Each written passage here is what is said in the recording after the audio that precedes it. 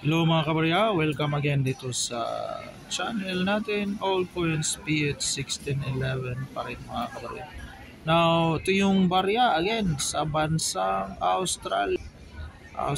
Nasa airport pa rin po tayo while waiting ng ating plane.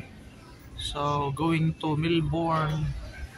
Dito muna tayo, wala tayong konting libangan. So, ito muna tayo sa ating hawak na barya. 10 cents. Ito yung barya nila na 10 cents po. Iwan ko lang kung ano itong nasa kaniyang reverse. Pero yung kaniyang obverse, ito yung famous talaga na Queen Elizabeth II.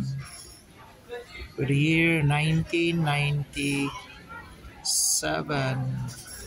While yung age naman niya is readed naman yung age sa bariyang ito. So, yan po. Again, 1997. Dalawa yung hawak natin.